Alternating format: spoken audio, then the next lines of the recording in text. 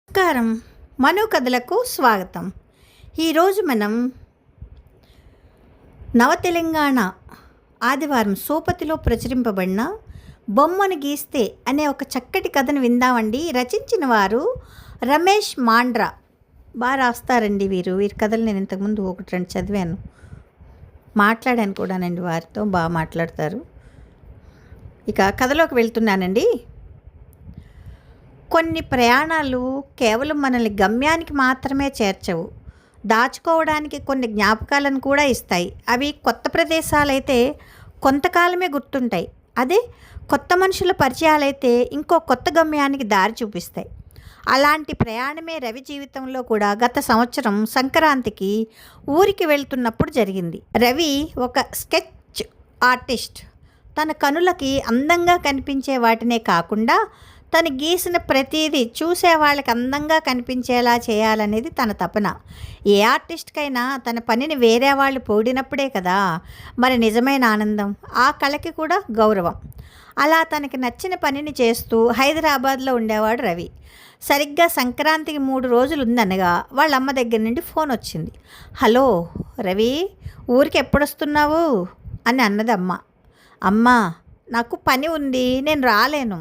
ఏం పని? కనిపించిన వాళ్ళని పిచ్చి గీతలు గీయడమేగా. పిచ్చి గీతలా? అమ్మ, నీకు అర్థం కావట్లే. వాళ్ళు ఏదో పనిలో ఉన్నప్పుడు వాళ్ళ బొమ్మను గీసి ఇచ్చిన తర్వాత అన్నీ మర్చిపోయి వాళ్ళని అవుతారు చూసావా, అది ఎంత కిక్కిస్తుందో నీకేం తెలుసు? ఆహా, అన్నీ నీకే తెలుసు కానీ ముందైతే నువ్వు పండగకి ఇంటికి రా అన్నది. కొంచెం టోన్ మారింది. వెంటనే నవ్వుతూ, అమ్మా నువ్వు ఫోన్ చేస్తావని నాకు తెలుసు, అందుకే వారం క్రితమే టికెట్ బుక్ చేసుకున్నాను అన్నాడు రవి. సరే సరే, జాగ్రత్త. మరుసటి రోజు ఉదయం 7 గంటలు. సికింద్రాబాద్ రైల్వే స్టేషన్ అంతా రద్దీగా ఉంది. హైదరాబాద్కి వచ్చి సొంతూరిని మర్చిపోయారనుకుంటాం కానీ అక్కడి వాళ్ళని చూస్తే అర్థమవుతుంది ఆ 3 రోజుల కోసం వాళ్ళు ఎంతలా ఎదురు చూస్తారో అని. మెల్లగా ఎలాగో అలా తోసుకుంటూ తన సీటు దగ్గరికి వచ్చి కూర్చున్నాడు రవి. కొంచెమైతే బండి వెళ్ళిపోయేది, రాత్రి అన్నీ సర్దుకునుంటే అయిపోయేది కదా బామ్మ అని అనుకుంటూ వచ్చి కూర్చుంది వాగ్దేవి. తను గవర్నమెంట్ ఉద్యోగం కోసం ప్రయత్నాల్లో ఉంది. చాలా సమయం వరకు వాళ్ళు వచ్చిన విషయమే గమనించలేదు రవి. రైలు కదిలింది. మొదట్లో కొద్దిసేపు హడావిడి ఉన్నా ఒక అరగంట తర్వాత అంతా కుదుటపడింది. రవికి వెక్కిళ్ళు మొదలయ్యాయి. ఇంకెవరుంటారు, మా అమ్మనే తలుచుకుని ఉంటుందిలే అనుకుని లేచి బ్యాగ్లో వాటర్ బాటిల్ తీసుకుంటూ ఉండగా అప్పుడు వాగ్దేవి కనిపించింది. చుట్టూ అంత గందరగోళంగా ఉన్నా ఏమీ పట్టించుకోకుండా ప్రశాంతంగా పుస్తకం చదువుకుంటోంది. జడ్జి చేయడం కాదు కానీ కొంచెం ఓల్డ్ స్కూల్ అమ్మాయి. ఈ రోజుల్లో ఇంతకన్నా ఇంట్రెస్టింగ్ క్యారెక్టర్ ఏముంటుంది అనుకున్నాడు రవి. తన ఆర్టిస్ట్ భాషలో చెప్పాలంటే ఒక బొమ్మ కాదు బాపు బొమ్మ. వెంటనే బ్యాగ్లో నుండి పెన్సిల్ ఇంకా పేపర్ తీసుకున్నాడు. ఇప్పుడే బండి ఎక్కాం అని వాళ్ళ కొడుకుతో మాట్లాడుతుంది బామ్మ. వాగ్దేవికి ఫోన్ ఇస్తుంటే వద్దు అని తల ఊపింది. మొన్న జరిగిన పరీక్ష మంచిగా రాయలేదంట, అది బాధలో ఉంది, తర్వాత మాట్లాడతాడంట అని అన్నది గట్టిగా. వెంటనే బామ్మ వైపు కోపంగా చూసింది వాగ్దేవి. ఒక్క క్షణం తన పెద్దావిడిలా, బామ్మ చిన్నపిల్లలా అనిపించారు రవికి. పరీక్ష వల్లనే తను కొంచెం డల్లగా ఉందేమో అనుకున్నాడు. ఎలాగైనా తన బొమ్మను గీసి తన మొహంలో సంతోషాన్ని చూడాలనుకున్నాడు. నా అమ్మాయిలు నిండుగా చీర కట్టుకున్నాక నుదుటిన బొట్టు లేకపోతే ఎలా ఉంటుందో వాళ్ళ మొహంలో నవ్వు లేకపోతే కూడా అంతే బోసిగా అనిపిస్తుంది. నిజానికి ఒక వ్యక్తికి తెలియకుండా వాళ్ళ బొమ్మ గీయడం ఎంత కష్టమో తెలుసా? చుట్టూ ఎవరు చూడకుండా చూసుకోవాలి. ఇంకా ఎవరి బొమ్మ అయితే గీస్తున్నారో వాళ్ళకి అసలు డౌట్ రావద్దు. అయినా ఇదంతా ప్రతిసారి ఉండే కంగారే. కానీ ఈసారి రవికి ఇంకో కొత్త టెన్షన్ మొదలైంది. కదిలే రైలులో ఎలా గీయాలి అని. ఈ కుదుపులకి కష్టమే అని ఆలోచిస్తుండగా తనకి ఒక ఆలోచన వచ్చింది. ఈ రైలు ఎక్కడెక్కడ ఆగుతుందో అప్పుడు కొంచెం కొంచెంగా గీసేద్దామని. అలా స్టేషన్కి మధ్యలో తనని చూడడం, ఆగేక దొరికిన ఆ కొద్ది సమయంలో గీయడం కొత్తగా ఉంది కదా. సిటీ దాటగానే ఒక స్టేషన్లో కొద్దిసేపు ఆగింది. అదే సమయంలో పైన బెర్త్లో ఉన్న పెద్ద ఆయన నుంచి 90s లవ్ సాంగ్ ఒకటి పెట్టాడు. ఆ సౌండ్ కొంచెం ఇబ్బంది అనిపించినా తన సిట్యుయేషన్కి కరెక్ట్గా సింక్ అయిందనుకుని గీయడం మొదలుపెట్టాడు.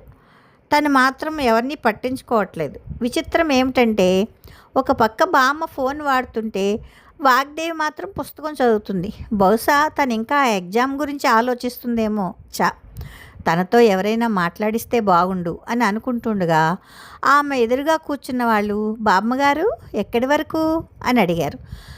అమ్మయ్య, ఇలాంటి డిస్కషన్ ఇంకా మొదలవ్వలేదేంటా అని అనుకుంటున్నాడు రవి. సరైన సమయంలో వాళ్ళు అడిగారు, అయినా రైలు ప్రయాణంలో ఇవన్నీ కామనేగా. మాది నర్సాపురం అన్నది. మా ఊరే. అయితే ఇంకేం, ఉదయం వరకు తనని చూస్తూ ఉండొచ్చు అని మనసులో అనుకున్నాడు రవి. అలా వాళ్ళు మాట్లాడుతుంటే అన్నీ వింటూ మధ్య మధ్యలో సమయం దొరికినప్పుడల్లా తన స్కెచ్ను కూడా గీస్తూ ఉన్నాడు. గుంటూరు స్టేషన్ వచ్చింది. ఇక్కడ ఎక్కువసేపు ఆగుతుంది. ఇదే సరైన సమయం అనుకున్నాడు. చిన్న చిన్న వర్క్ తప్ప మిగతాదంతా అయిపోయింది. అద్భుతంగా వచ్చింది. కాదు అద్భుతాన్నే గీసేసా అనే ఓవర్ కాన్ఫిడెన్స్లో ఉన్నాడు రవి. ఫోన్లో ఒక ఫోటో తీసుకున్నాడు. తన వర్క్ చూసి తనకే చాలా సంతృప్తి అనిపించింది. రాత్రి 10 అవుతోంది. అందరూ తింటున్నారు. తనకి ఎప్పుడెప్పుడు ఇచ్చేద్దామా, తను ఎలా రియాక్ట్ అవుతుందో చూద్దామా అని ఎదురు చూస్తున్నాడు రవి. రద్దీగా ఉన్న రైలులో తను కింద సీట్లో కూర్చుని చదవడం, తను పైన సీట్లో కూర్చుని తన బొమ్మని గీయడం ఎంత అందమైన ఫ్రేమ్ కదా. ఎప్పుడైనా తనతో మాట్లాడే రోజు వస్తే చెప్పుకోవడానికి ఇదొక మంచి అనుభవం అనుకున్నాడు. అప్పుడే రవికి తన ఫ్రెండ్ పృథ్వీ నుండి కాల్ వచ్చింది. ట్రైన్ ఎక్కిన దగ్గర నుంచి అసలు ఫోనే చేయలేదు, ఎవరైనా అమ్మాయి కనిపించిందా ఏంటి అన్నాడు. ఇక్కడ మాట్లాడితే బాగుండదని కిందకి దిగి డోర్ దగ్గరికి వెళ్ళి ట్రైన్ ఎక్కిన దగ్గర నుంచి జరిగింది మొత్తం చెప్పేశాడు. అరే, నువ్వు గీసి ఇచ్చిన తర్వాత ఒక 2 నిమిషాలు నీతో మాట్లాడి వెళ్ళిపోతారు.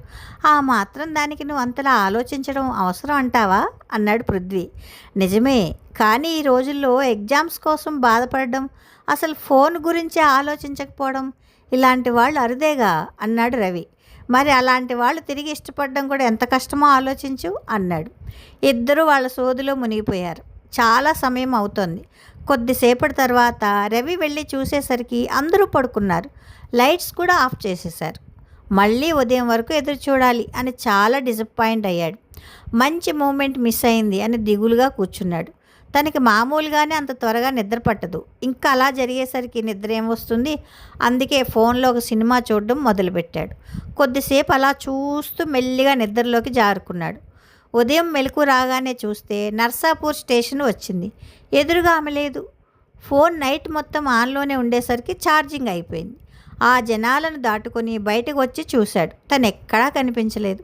వాగ్దేవి మొహంలో సంతోషం చూద్దామనుకున్న తనకి చివరికి నిరాశే మిగిలింది.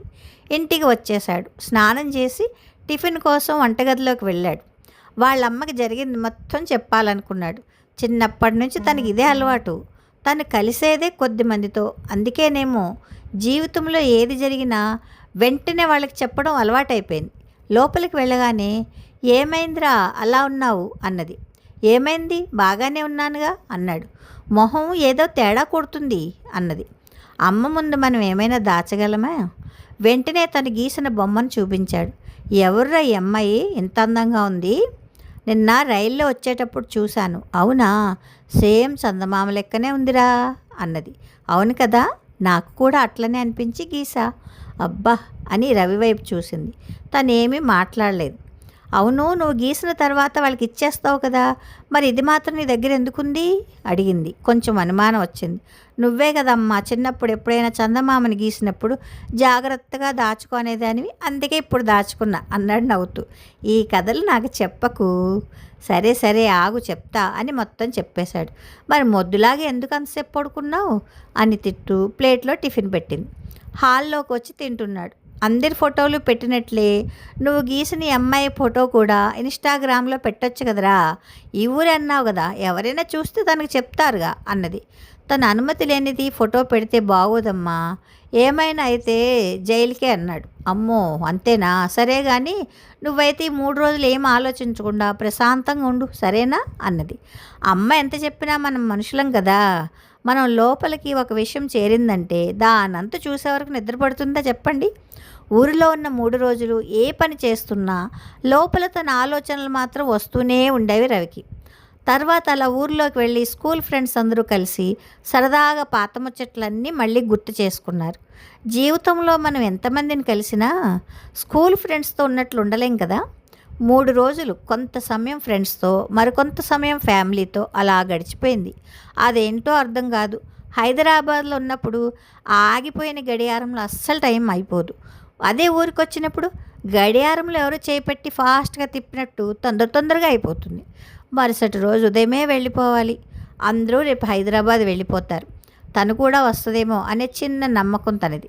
ట్రైన్ ఎక్కే ముందు స్టేషన్ మొత్తం వెతికాడు. వాగ్దేవి ఎక్కడా కనిపించలేదు. తను వచ్చేటప్పుడు ప్రయాణం ఎంత ఉత్సాహంగా అనిపించిందో, వెళ్ళేటప్పుడు మాత్రం ఏదో కోల్పోయినట్లే అనిపించింది. తర్వాత తన కాంపిటీషన్స్లో బిజీ అయిపోయాడు.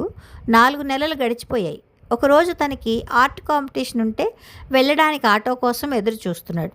ఆటో వచ్చింది. లోపల ఒక అమ్మాయి ఉంది. ముఖానికి స్కార్ఫ్ కట్టుకుని ఉంది. అన్న, ఆమెకి ఎగ్జామ్ ఉందంట, డ్రాప్ చేసి వెళ్దాం అన్నాడు. పర్లేదులే అని ఎక్కి కూర్చున్నాడు రవి. తను పుస్తకం పట్టుకుని తెగ చదివేస్తోంది. ఆమె అలా చదవడం చూసినప్పుడు వాగ్దేవే గుర్తొచ్చింది. ఎగ్జామ్ సెంటర్ వచ్చింది. తను హడావుడిగా దిగి వెళ్ళిపోయింది. ఆటో అక్కడి నుంచి కదిలింది. బైక్ సర్వీస్ పాయింట్ దగ్గరికి వచ్చేశారు. దిగే ముందు ఆటోలో రవికి ఒక పర్స్ కనిపించింది. ఆటో అతనికి చెప్పాడు. అయ్యో, ఎగ్జామ్ తొందరలో మర్చిపోయిందేమో అన్నా అన్నాడు.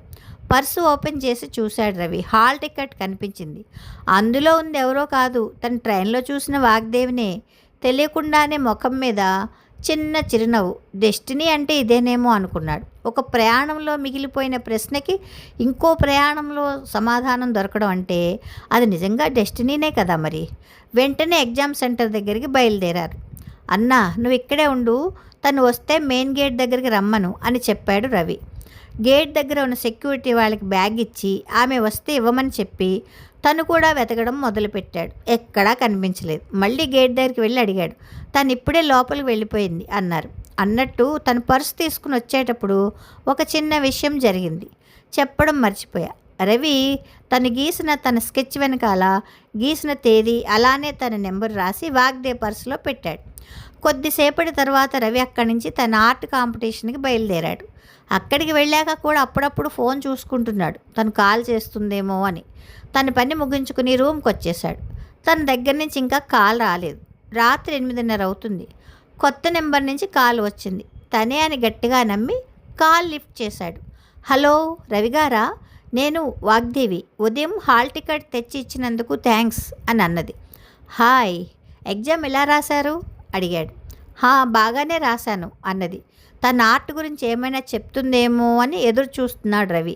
కొంచెం తడబడుతూనే, మీరు గీసిన నా ఆర్ట్ని చూసా, చాలా బాగుంది, అప్పుడే ఎందుకు ఇవ్వలేదు అని అడిగింది. ఇప్పటికైనా తను చూసిందన్న ఆనందం ఉంది, కానీ లోపల మాత్రం తను ఆ ఆర్ట్ను చూసినప్పుడు తన కళ్ళల్లో కలిగిన భావాన్ని చూడలేకపోయానే అని చిన్న బాధ రవికి.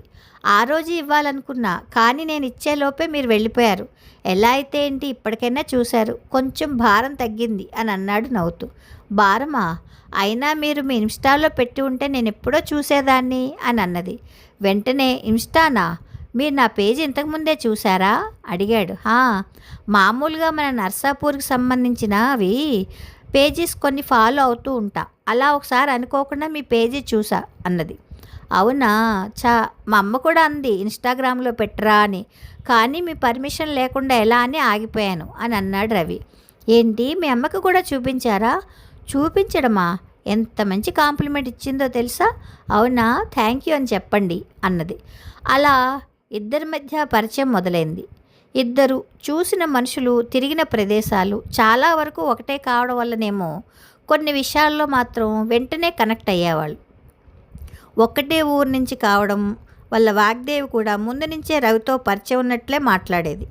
వాగ్దేవి గవర్నమెంట్ జాబ్స్ కోసం ప్రయత్నించడం రవికి, అలాగే రవి అందరికంటే భిన్నంగా ఆర్ట్స్ వైపు వెళ్ళడం వాగ్దేవికి చాలా గొప్పగా అనిపించింది. ఒక అమ్మాయి ఒక అబ్బాయి చేసే ప్రయాణంలో మొదటి పేజీ తెరుచుకుంటే చాలుగా మిగతా పేజీలు మనం ప్లాన్ చేయకపోయినా కాలమే రాసేస్తుంది.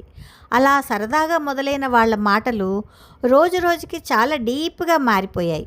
ఇద్దరూ చెప్పకపోయినా ఒకరంటే ఒకరికి ఇష్టం అనే దశకు వచ్చేశారు. సరిగ్గా చెప్పాలంటే ఒకరు చెప్తే ఇంకొకరు అంగీకరించడానికి సిద్ధంగా ఉన్నారనుకోండి, అయినా అంగీకారం మాటల్లో వస్తేనే కదా కథ ముందుకెళ్ళేది. మరీ సినిమాల్లో చూసినట్టుగా కాకపోయినా వాళ్ళ మధ్య జరిగిన వందల సంభాషణల మధ్య రవి ఒక మెసేజ్ పంపించడం, దానికి వాగ్దేవి నుంచి ఇష్టమే అనే సమాధానం రావడం చాలా సహజంగానే జరిగింది. కొన్ని రోజులకి మళ్ళీ సంక్రాంతి వచ్చింది. Secunderabad railway station. కాకపోతే ఈసారి ఇద్దరూ కలిసి వాళ్ళ ఊరికి ప్రయాణం మొదలుపెట్టారు. కథ సమాప్తం. బాగుందండి. బొమ్మని గీస్తే నీలా ఉందా అన్నట్టే ఉంది కథ కూడా కదా. చాలా చాలా బాగుంది. ఇక ఈ కథ మీకు నచ్చితే లైక్ చేయండి, షేర్ చేయండి, కామెంట్ చేయండి, సబ్స్క్రైబ్ చేసుకొని నన్ను ఎంకరేజ్ చేయండి. ఉంటానండి ప్రేమతో, మీ మను.